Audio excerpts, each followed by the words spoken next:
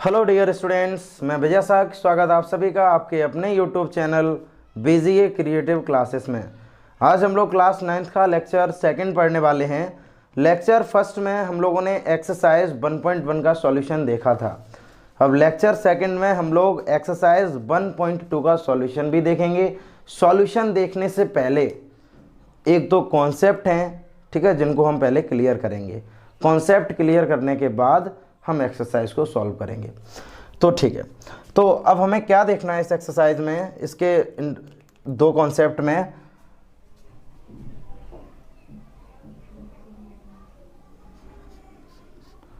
एक हमें देखना है टर्मिनेटिंग डेसिमल फॉर्म, क्लियर है ना। डेसिमल फॉर्म को हम देखेंगे। फर्स्ट कॉन्सेप्ट हमारा है डेसिमल फॉर्म। डेसिमल फॉर्म, तो पहली डेसिमल फॉर्म है हमारी टर्मिनेटिंग, ठीक है, टर्मिनेटिंग। उसके बाद not terminating, not terminating.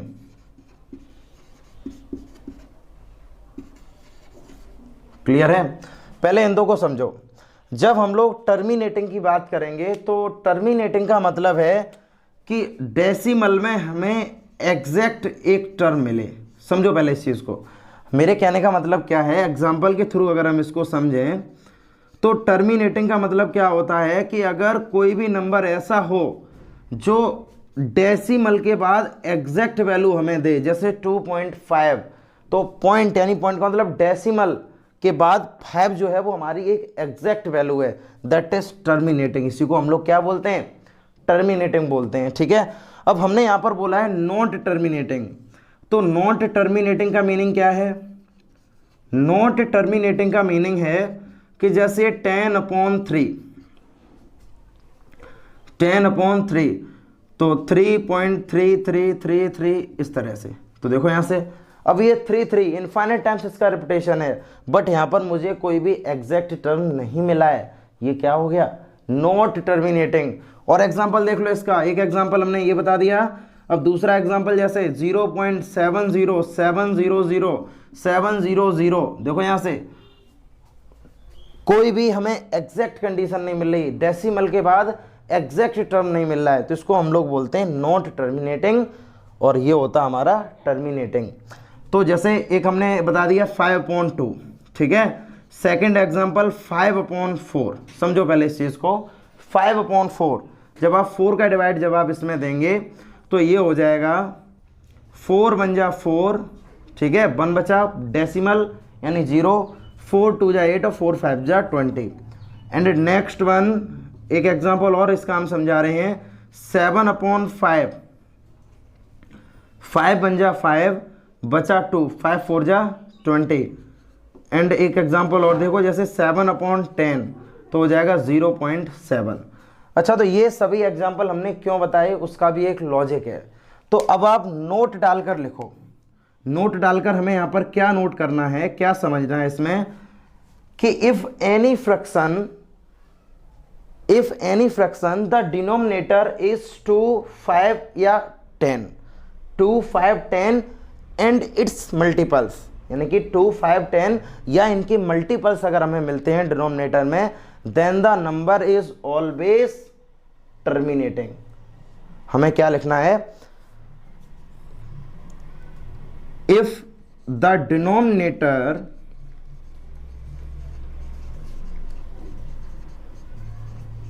Is 2 5 10, ठीक है, 2 5 10 and it's multiple,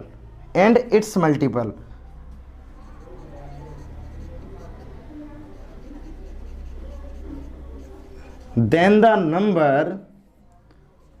the number is always terminating। देखो ये चीज हम इस लेक्चर में इसलिए समझा रहे हैं, हालांकि एक्सरसाइज में इतने ज्यादा क्वेश्चन नहीं है, 1 या 2 क्वेश्चन है, उनको भी हम इसमें समझेंगे, ठीक है। तो उससे पहले ये जो लॉजिक हम समझा रहे हैं ये नेक्स्ट लेक्चर में भी वर्क करेगा। जब हम लोग एक्सरसाइज 1.3 को सॉल्व करेंगे तो 1.3 के सॉल्यूशन में भी इसका हमें यूज करना है, और यही वहां पर भी लॉजिक चल रहा है।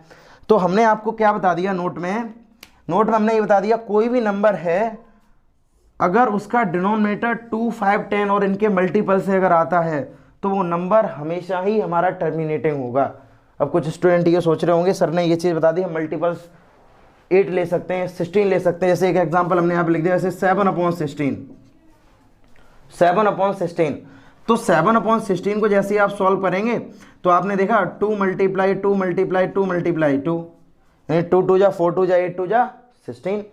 ये पूरा ही 16 किसका मल्टीपल है? 2 का मल्टीपल है। तो वही चीज़ मैंने बताई थी, 2, 5, 10 और इनके मल्टीपल्स का, ठीक है, वो भी अगर हमें डिनोमिनेटर में मिलते हैं तो नंबर हमारा हमेशा ही टर्मिनेटिंग होगा। तो देखो आप इसको, जब आप इसको कैंसिल आउट करोगे तो देखो यहाँ से कैंसिल आउट जब करते हुए चले जाओगे ना डायरेक्टली, तो यहाँ से या तो हम डायरेक्टली 16 से कट कर सकते हैं या 2 2 से अलग अलग कट कर लो।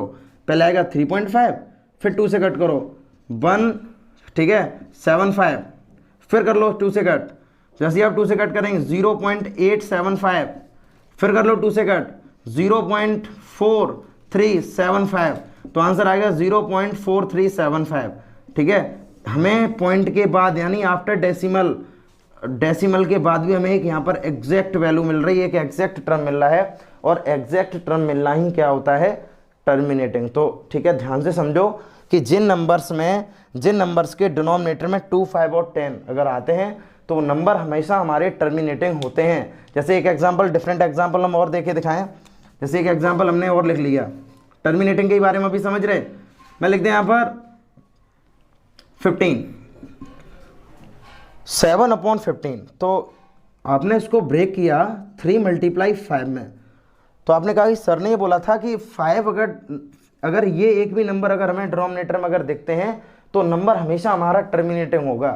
तो भाई हमने सिर्फ ये बोला था केवल 2, 5 और 10 इनके ही मल्टीपल्स अगर हैं तभी नंबर टर्मिनेटिंग होगा। लेकिन ये तो चलो 5 हमें मिल गया, ठीक है ना, बट 3 तो नहीं है ना। 3 जो नंबर हमने 3 बताए थे उसमें 3 तो हमने नहीं बोला था ना, लेकिन यहाँ पर तो 3 भी आ रहा है।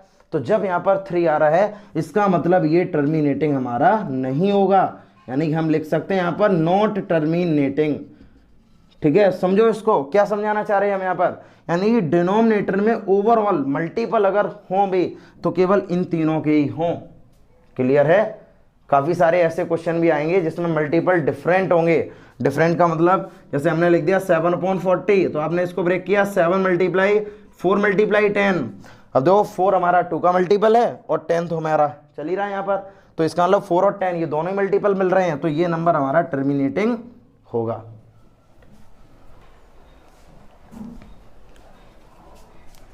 अभी हमने बताया था टर्मिनेटिंग और नॉट टर्मिनेटिंग, ठीक है, जिसमें हमें एग्जैक्ट टर्म मिले वो नंबर हमारे टर्मिनेट होते हैं, और जिसमें एग्जैक्ट टर्म ना मिले वो नंबर हमारे डेसिमल के बाद की बात कर रहे हैं तो वो हमारे नंबर नॉट टर्मिनेटिंग होते हैं। ये तो अभी हमने समझा भी था, एग्जाम्पल से भी समझा था। ठीक है, अब इसके बाद आता है टर्मिनेटिंग रिपीटिंग। टर्मिनेटिंग रिपीटिंग, ठीक है, इसके भी 2 केस हमें मिलेंगे, जो 2 केस में चलो इनको डिफरेंट बार लिख रहे हैं। टर्मिनेटिंग, यहां पर एक आएगा रिपीटिंग, या हम यहां पर लिखेंगे terminating not repeating. Not repeating, ठीक है, नॉट टर्मिनेटिंग लेकिन रिपीटिंग। उसके बाद टर्मिनेटिंग, नॉट टर्मिनेटिंग यानी कि नॉट रिपीटिंग। नॉट रिपीटिंग, ठीक है, इसको पहले ध्यान से समझो। अब ये हम फॉर्म इसलिए बताने वाले हैं, एक्चुअल में डेसिमल फॉर्म केवल हमारी 2 हैं, एक टर्मिनेटिंग डेसिमल और एक नॉट टर्मिनेटिंग डेसिमल। लेकिन हम लोग ने टर्मिनेटिंग को भी 2 पार्ट्स में डिवाइड किया, एक रिपीटिंग टर्मिनेटिंग, एक नॉन रिपीटिंग टर्मिनेटिंग। एक रिपीटिंग नॉट टर्मिनेटिंग और एक नॉट रिपीटिंग नॉट टर्मिनेटिंग। तो देखो यहाँ से पहले दोनों को ही एग्जाम्पल से हम समझेंगे। अब हमने बोला यहाँ पर एग्जाम्पल के थ्रू अगर हम इसको देखें तो देखो यहाँ से मैंने बोला टर्मिनेटिंग और रिपीटिंग। खुद ही आप एक इस चीज़ को पहले क्लियर करो कि हम यहाँ पर जो समझाना चाह रहे हैं वो आप इसको ढंग से देखो तभी समझ पाओगे, क्योंकि यहाँ पर मैंने इसको क्लासीफाई तो कर दिया है लेकिन समझ में जब आएगा जब आप इसको डीपली देखेंगे। हमने लिखा है टर्मिनेटिंग और रिपीटिंग। मुझे सिर्फ ये बताओ क्या ये दोनों कंडीशन पॉसिबल हो सकती हैं कि जो नंबर हमारा टर्मिनेटिंग होगा वो नंबर रिपीटिंग भी होगा?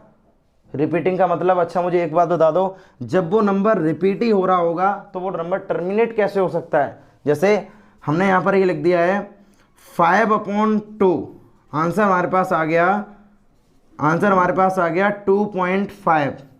क्लियर है?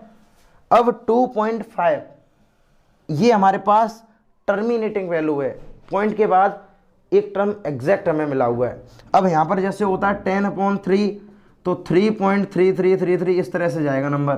तो डेसिमल के बाद भी हमें एग्जैक्ट वैल्यू नहीं मिल पा रही है, लेकिन इसमें नंबर रिपीट हो रहे हैं। तो ये नंबर रिपीटिंग तो है बट टर्मिनेटिंग नहीं है। तो इसीलिए मैंने आपको बताया, अगर मैं पहले से ही अगर इसमें ये वाली कंडीशन नहीं लिखता तो आप समझ ही नहीं पाते कि सर ने टर्मिनेटिंग में रिपीटिंग क्यों नहीं लिखा है। ठीक है ना, क्यों नहीं लिखा, ये चीज़ आप नहीं समझ पा रहे थे ना। तो इसलिए मैंने ये वाला टॉपिक पहले ही बता दिया है, जो नंबर हमारे टर्मिनेटिंग होंगे वो नंबर हमारे रिपीटिंग बिल्कुल भी नहीं होंगे। ये तो क्लियर है। टर्मिनेटिंग और रिपीटिंग दोनों ही डिफरेंट टर्म में डिफरेंट वर्ड हैं। जो नंबर हमारा टर्मिनेट होगा वो नंबर हमारा रिपीटिंग नहीं होगा। तो इस केस में ये तो पॉसिबल है ही नहीं। ठीक है, टर्मिनेटिंग के केस में ये वाला कंडीशन तो पॉसिबल है ही नहीं। अब रह गया हमारा नॉट टर्मिनेट, ठीक है, नॉट रिपीटिंग वाला।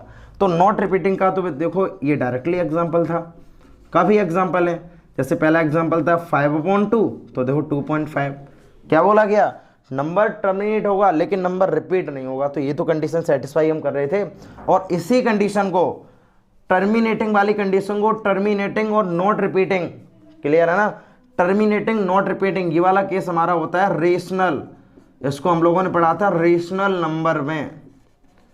रेशनल नंबर में ये वाला कोई भी टाइप नहीं है इसका, ये तो मैंने आपको पहले बता दिया है कि इसको हमने जब 2 टाइप में क्लासिफाइड किया था तो मैंने उसको भी करके बता दिया है। बट ये वाली कंडीशन टर्मिनेटिंग के केस में सेटिस्फाइड नहीं है, सेटिस्फाइड नहीं है। वो चीज़ भी मैंने आपको प्रूफ करके दिखा दी।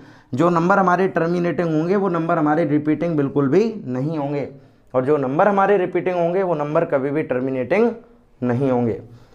सेकेंड केस क्या है, टर्मिनेटिंग नॉन रिपीटिंग, मतलब नंबर टर्मिनेट होगा लेकिन नंबर वहाँ पर बार बार रिपीट नहीं हो रहा होगा। जैसे 5/2 है, 7/2 है, 11/10 है। तो देखो यहाँ से 1.1 पॉइंट के बाद भी तो हमें एग्जैक्ट वैल्यू मिल रही है लेकिन नंबर हमारा रिपीट नहीं हो रहा है। तो ऐसे नंबर्स को हम लोग रेशनल नंबर भी बोलते हैं। तो टर्मिनेटिंग नॉन रिपीटिंग ये भी किसका टाइप है, रेशनल का। अब हम लोग आगे इस वाले में नॉट टर्मिनेटिंग रिपीटिंग, मतलब कि डिफरेंट केस हो गया, नंबर टर्मिनेट नहीं होगा लेकिन नंबर हमारा रिपीट होगा। तो आपको हम बता दें ये वाला केस भी हमारा किसका है, रेशनल का ही केस है। तो रेशनल नंबर के 2 केस होते हैं, एक तो टर्मिनेटिंग नॉट रिपीटिंग और एक नॉट रिपीटिंग और टर्मिनेटिंग। तो इसका एग्जांपल क्या हो सकता है, तो एग्जांपल इसका आप देखें, एग्जांपल हमने यहाँ पर लिखा दिया। जैसे 10/3 तो 3.3333 देखो इससे ये जा रहा है ना इस तरह से, यानी इसको हम क्या और लिख सकते हैं 3.3 पर रिपीटेशन का साइन। तो वही चीज़ हमने बोली है, नंबर बार बार रिपीट होगा, नंबर हमारा बार बार रिपीट यहाँ पर होगा लेकिन कैसा है, ये नॉट टर्मिनेट है। नॉट टर्मिनेट का मतलब है डेसिमल के बाद हमें वहाँ पर एग्जैक्ट वैल्यू नहीं मिलेगी।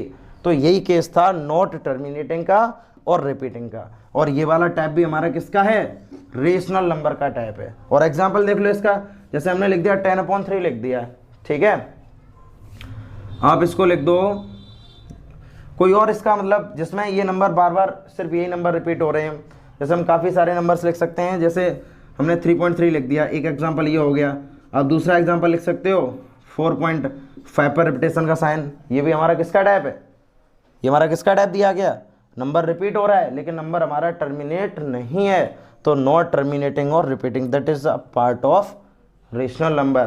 तो rational number can be classified into 2 decimal form. समझना पहले इस चीज़ को, rational number can be classified into 2 decimal form. Number first terminating not repeating and not terminating repeating, that is 2 types of rational number. अब last हमारे पास रह गया, देखो नॉट टर्मिनेटिंग नॉट रिपीटिंग, ये लास्ट हमारा जो केस है, ये वाला केस हमारा होता है इरेशनल नंबर। इरेशनल नंबर, ये वाला केस हमारा इरेशनल नंबर का है। तो इरेशनल नंबर डेफिनेशन से आपको क्लियर हो रहा होगा ना, rational number, sorry irrational, those number which can not be right in the form of P upon Q, ठीक है, and it can not be expressed in the form of not ठीक है, सॉरी रिपीटिंग या not terminating या terminating या not terminating. इस number को हम लोग एक्सप्रेस नहीं कर सकते हैं इन दो फॉर्म में, ठीक है। जब इन दो फॉर्म में एक्सप्रेस नहीं कर सकते तो हम किस में एक्सप्रेस करेंगे, नॉट टर्मिनेटिंग और नॉट रिपीटिंग। एग्जाम्पल देख लो इसका, एग्जाम्पल क्या होंगे, एग्जाम्पल से हमें कोई एग्जैक्ट वैल्यू नहीं मिलेगी, जैसे 2.70 700 700, देखो यहाँ से पहले एक जीरो था, फिर 2 जीरो हो गए, फिर 3 जीरो हो गए, मतलब ना ही हमें एग्जैक्ट टर्म मिल रहा है और ना ही कोई भी नंबर वहाँ पर रिपीट हो रहा है। आप ये नहीं कह सकते हो सर जीरो बार बार आ रहा है, भाई रिपीटिंग तो हम जब बोलते हैं ना, जब 7 0 फिर 7 0 फिर 7 0 फिर 7 0, मतलब 7 के बाद एक जीरो फिर 7 के बाद एक जीरो। अब ये रिपीटिंग वाली कंडीशन है, इसमें 7 0 रिपीट हो रहा है, बट इसको हम रिपीट नहीं बोल सकते, हर बार एक नया जीरो इसमें इंक्लूड होके आता है, तो दैट इज नॉट रिपीटिंग, ये नंबर हमारा रिपीट नहीं हो रहा है। इस तरह से और एग्जाम्पल इसके देख लो, जैसे एक एग्जाम्पल ये तो हो गया पहला एग्जाम्पल, दूसरा एग्जाम्पल 1.71, ठीक है, फिर 711 711, देखो इस तरह से, क्लियर है ना। तो ये भी हमारा किसका केस है, not terminating and not repeating. तो not terminating not repeating is a decimal type of irrational number. ये हमारे किसके टाइप हैं, इरेशनल नंबर के, और ये हमारा रेशनल है, दो टाइप्स हमारे रेशनल के हैं, ठीक है। सभी को समझ में आ गया तो वीडियो को पोस्ट करके पहले कंसेप्ट को समझो और उसको नोट भी कर लो।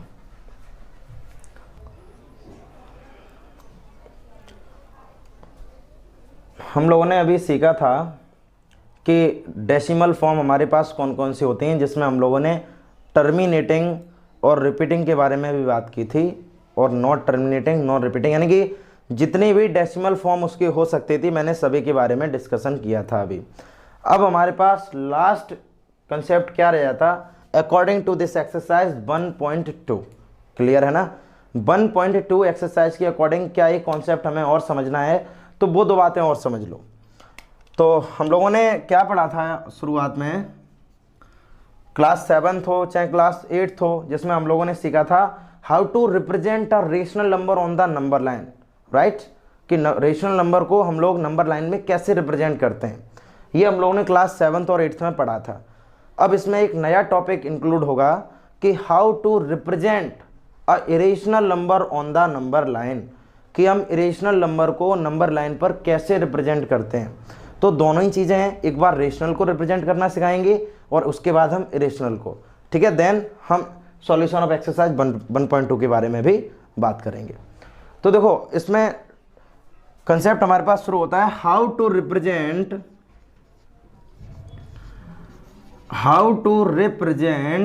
रेशनल नंबर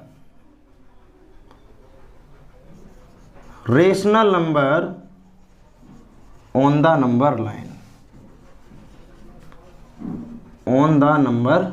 लाइन,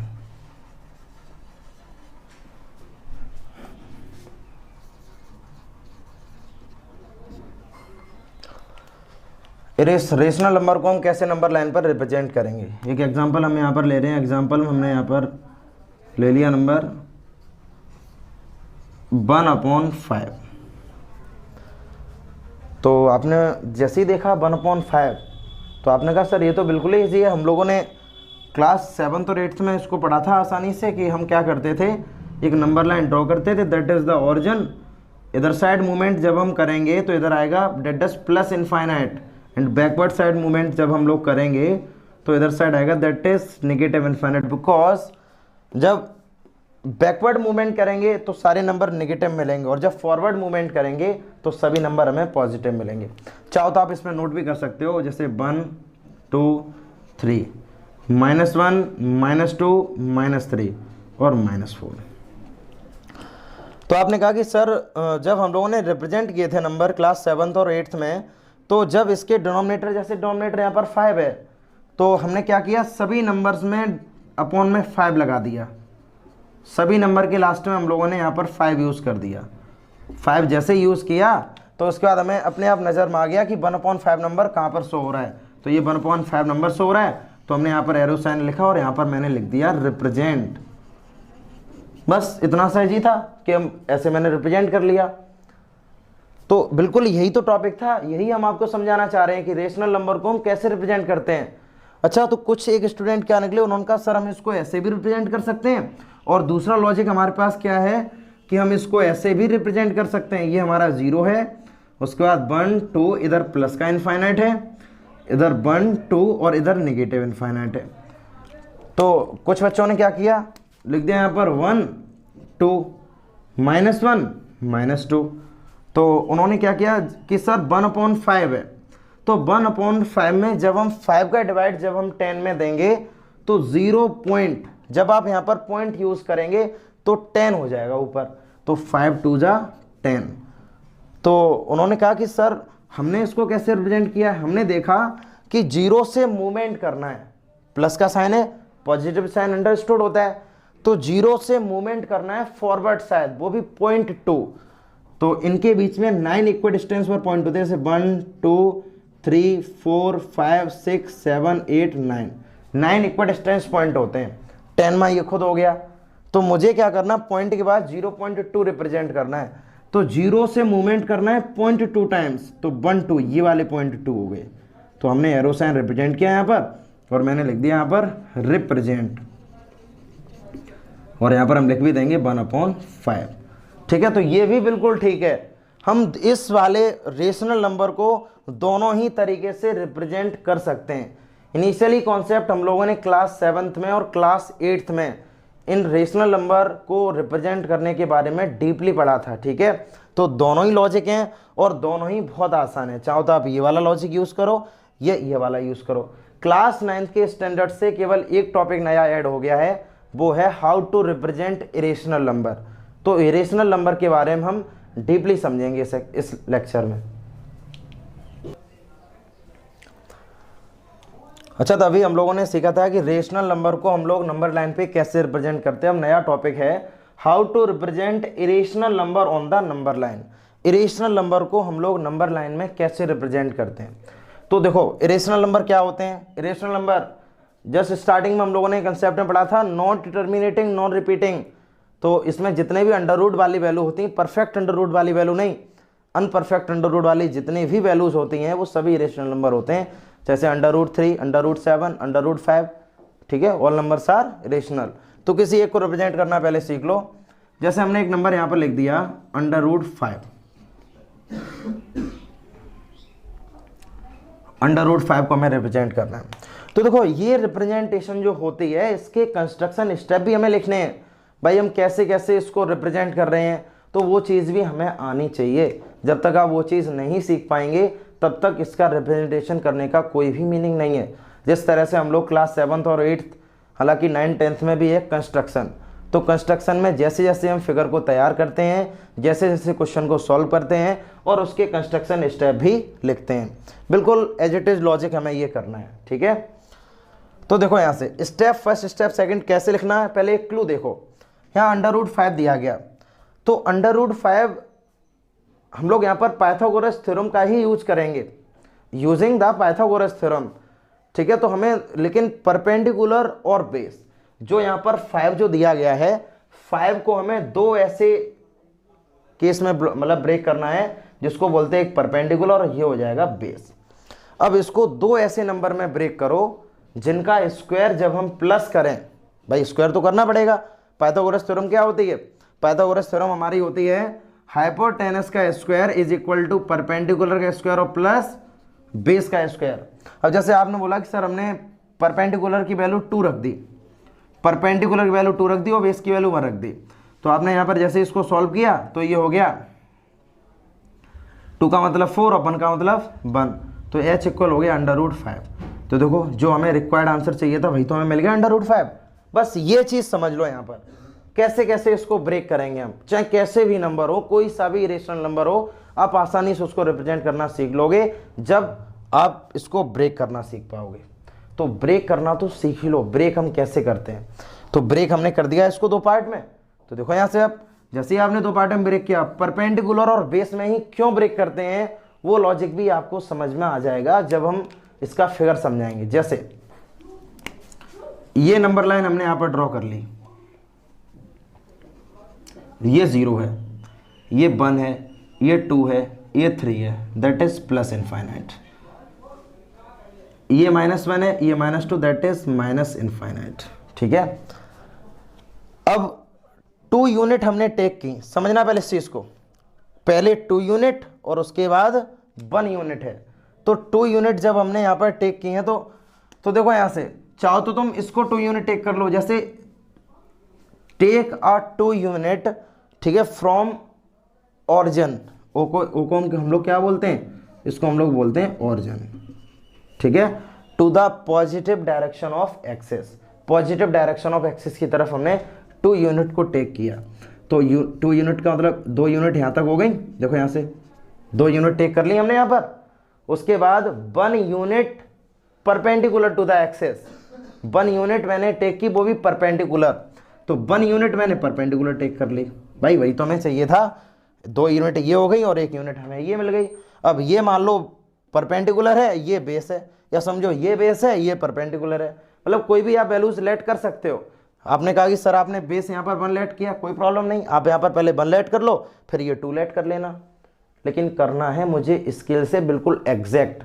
आप स्केल की हेल्प से मेजरमेंट को देखोगे, 2 यूनिट अगर आपने बोला है तो 2 यूनिट ही डिस्टेंस एग्जैक्ट होनी चाहिए। ठीक है, तो देखो यहाँ से ये वाली यूनिट मैंने ले ली 1 यूनिट। अब जितना आपने किया है यहाँ पर उतना आप लिखो, यहाँ पर जो भी हमने किया है। तो तुम यहाँ पर क्या लिखोगे, डायरेक्टली लिख दो, B take 2 unit from O to the positive direction, to the positive direction, to the positive direction, and 1 unit to the perpendicular position, to perpendicular position, perpendicular। ठीक है, 1 यूनिट परपेंडिकुलर, एक ये हमारा बेस हो गया, ये परपेंडिकुलर हो गया।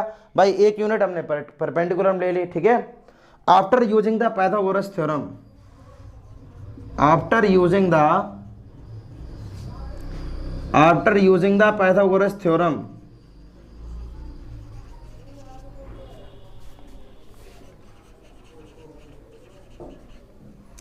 ठीक है, हाइपोटेनस इज √5।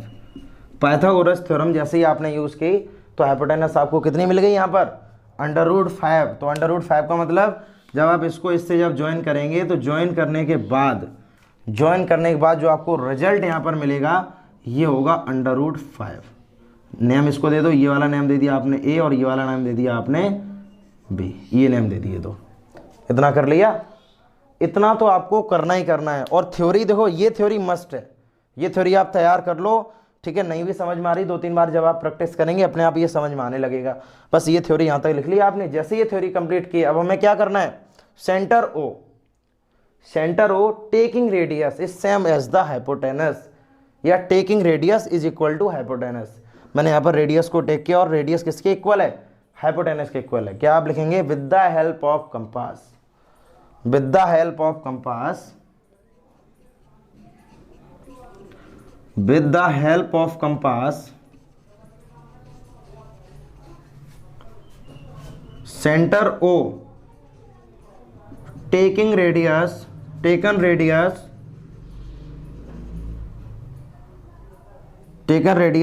OB, और OB को हम लोग क्या बोलते हैं, हाइपोटेनस। ठीक है, OB हमारी हाइपोटेनस ही है। Draw an arc, then the arc cut the axis, ठीक है, cut the positive axis, positive direction of axis, या लाइन लिख दो। ठीक है, at C, मान लो एक पॉइंट हम जैसे ही आप इसको कट करेंगे, ठीक है, फिर समझते जाओ क्या हम लिखना चाह रहे हैं।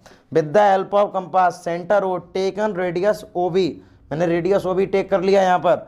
Draw an arc then the arc cut the positive direction of line at C, जो पॉजिटिव डायरेक्शन है लाइन की, जब आप यहाँ से कंपास का यूज करेंगे तो कंपास यहाँ से इस लाइन को जहाँ पर कट करेगा वो वाला पॉइंट हमने मान लिया सी, वाला मान सी, ठीक है। और लोगों यहाँ पर सी रिप्रेजेंट अंडर रूट 5, तो सी यहाँ पर क्या रिप्रेजेंट करेगा, अंडर रूट 5। ये है इसकी रिप्रेजेंटेशन। मोस्ट इंपोर्टेंट देखो, जब हम लोग एक्सरसाइज 1.2 कराएंगे ना, तो 1.2 में अंडर रूट 5 ही हमसे बोला गया ड्रॉ करने के लिए, तो उस टाइम हम इस वाले क्वेश्चन को नहीं कराएंगे। क्लियर है ना? तो पहले इसको समझ लो कि इसको करना कैसे। क्वेश्चन टफ नहीं है, सिर्फ थ्योरी इसकी थोड़ी सी, थ्योरी लिखना सीख लो। अच्छा, तो अब हम लोग एक्सरसाइज की बात करेंगे। हम लोगों ने मैक्सिमम कॉन्सेप्ट को क्लियर कर लिया है इस एक्सरसाइज से रिलेटेड, ठीक है। Question number first, state whether the following statement are true और फॉल्स।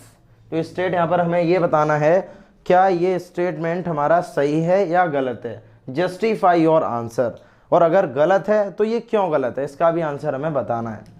तो इसमें क्या बोला गया, every irrational number is a real number. ये बोला गया है जितने भी इरेशनल नंबर होते हैं वो सभी हमारे रियल नंबर होते हैं।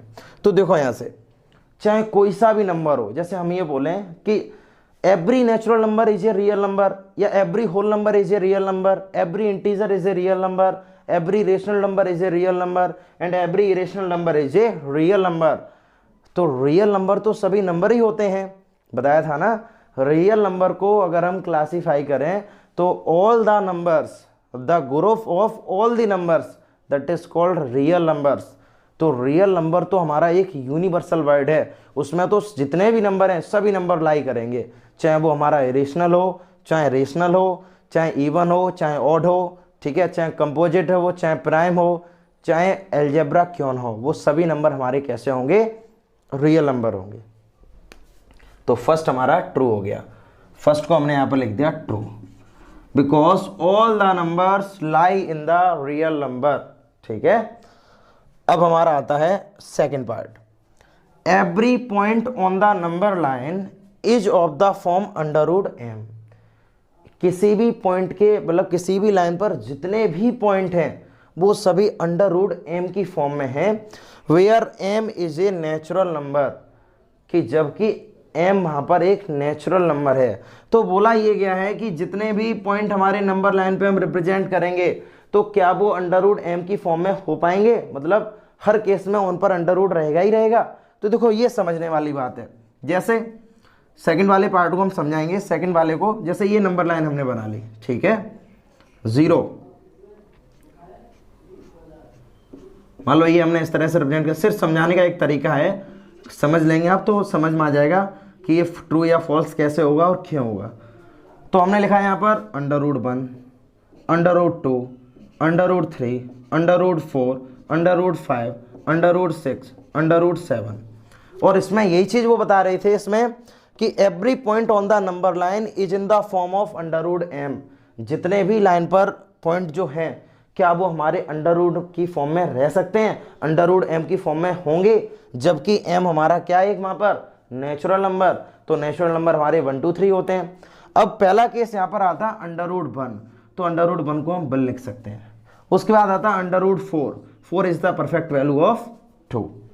तो जितने भी हमारे परफेक्ट स्क्वायर हैं वो तो अंडर रूट की फॉर्म में रह ही नहीं सकते, क्योंकि जैसे ही अंडर रूट 4 आ गया, अंडर रूट 9 आएगा, तो 9 अंडर रूट किसके इक्वल होता है, 3 के इक्वल। तो जितनी भी अनपरफेक्ट वैल्यू हैं वो तो अंडर रूट एम की फॉर्म में होंगी वहाँ पर, लेकिन जितनी भी परफेक्ट वैल्यू हैं वो वहाँ पर अंडर रूट एम की फॉर्म में नहीं होंगी।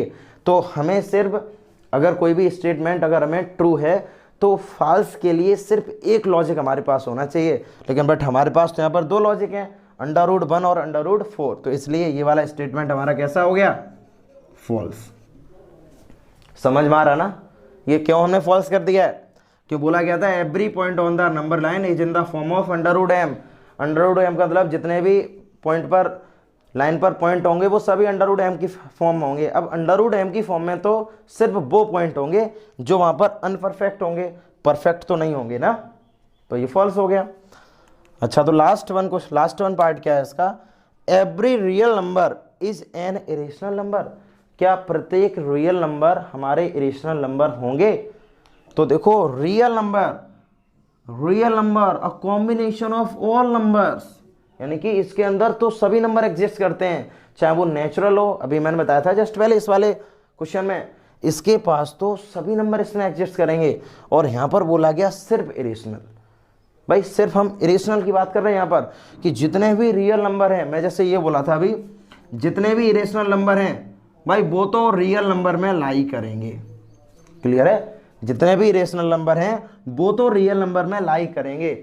लेकिन अब ये बोल दिया इन्होंने कि जितने भी रियल नंबर्स हैं क्या वो सभी इरेशनल में लाई करेंगे, यानी अब इन्होंने क्या किया, अब इन्होंने इरेशनल को एक बड़ा नंबर बता दिया यहाँ पर, बट रेशनल तो बड़ा नहीं होता ना भाई। ये रियल जो नंबर है हमारे वो तो सभी के कॉम्बिनेशन है, जिसमें तुम्हारा नेचुरल आएगा, रेशनल आएगा, इरेशनल आएगा, इवन आएगा, ऑड आएगा, ठीक है ना।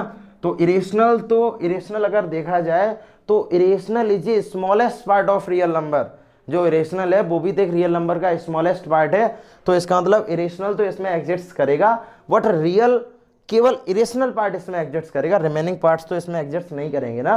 तो बचे हुए पार्ट जब इसमें एग्जिस्ट नहीं करेंगे तो ये वाला भी स्टेटमेंट हमारा कैसा हो गया, false. Every real number is an irrational number, ये गलत हो गया, but every irrational number is a real number, ये ट्रू है।